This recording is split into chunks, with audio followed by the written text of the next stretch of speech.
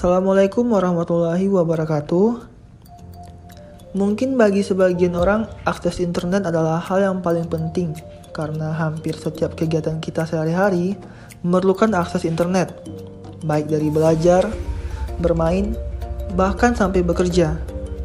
Tapi, pernahkah teman-teman berpikir bagaimana cara developer membagi hak akses tersebut kepada semua usernya?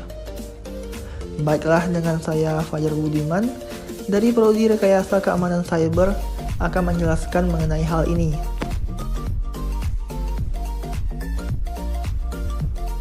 Jawabannya adalah akses kontrol. Apa itu akses kontrol? Akses kontrol adalah suatu proses bagaimana web aplikasi memberikan akses fungsi ataupun konten kepada beberapa user dan tidak kepada user yang lain. Hal ini dilakukan agar data pribadi user atau hal apapun yang dilakukan oleh user A tidak diketahui oleh user B. Akses kontrol pada poin ini mengacu kepada sistem kontrol yang mengakses informasi dan fungsionalitasnya. Akses kontrol yang rusak memungkinkan penyerang untuk melewati proses autorisasi dan melakukan hal-hal yang biasanya hanya bisa dilakukan oleh admin. Kelemahan pada sistem keamanan ini mudah untuk ditemukan dan dimanfaatkan.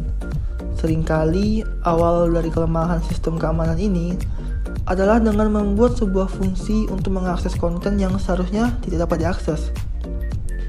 Sekalinya hal ini dieksploitasi, maka bisa memberikan efek yang sangat merusak dan merugikan. Selain bisa melihat konten yang dilarang, penyerang juga bisa mengubah bahkan menghapus konten tersebut, menjalankan fungsi yang seharusnya tidak dapat dilakukan, atau bahkan mengambil role sebagai admin. Sederhananya seperti saat kita ingin mengakses akun sosial media kita. Hal pertama yang kita lakukan adalah login ke akun tersebut. Tapi bayangkan jika akses ini didapatkan oleh pengguna lain yang tidak diketahui identitasnya. Inilah yang sering terjadi pada saat ini.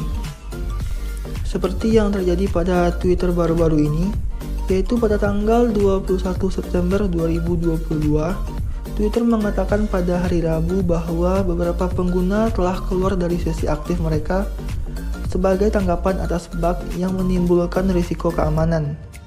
Masalah tersebut terkait dengan penyetelan ulang sandi saat pengguna menyetel ulang sandi.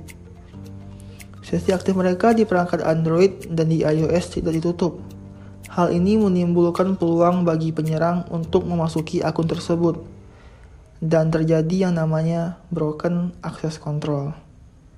Dampak dari serangan ini tidak main-main, yaitu sekitar 5,4 juta data pribadi pengguna Twitter ditawarkan untuk dijual. Hal ini membuat Twitter mendapat kecaman dari Peter Zatko yang menyebutkan bahwa Twitter telah mengabaikan masalah perlindungan data pengguna yang signifikan. Dan dampaknya pihak Twitter harus membayar ganti rugi sebanyak 150 juta US dollar karena gagal melindungi privasi data pengguna. Pihak Twitter menjelaskan bahwa bug ini ditemukan tahun lalu sebagai akibat dari perubahan pada sistem yang mengaktifkan pengaturan ulang kata sandi. Dan dari pihak Twitter sendiri juga telah memberikan solusinya, yaitu dengan memastikan kita harus logout dari semua device yang kita gunakan sebelum mereset password yang akan kita gunakan nantinya, agar bug ini tidak dapat dimanfaatkan oleh penyerang.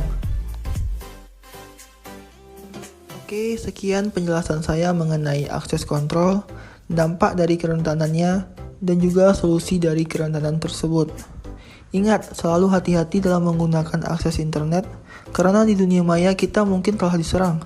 Bahkan sebelum kita tahu, kita telah diserang. Oke, terima kasih. Wassalamualaikum warahmatullahi wabarakatuh.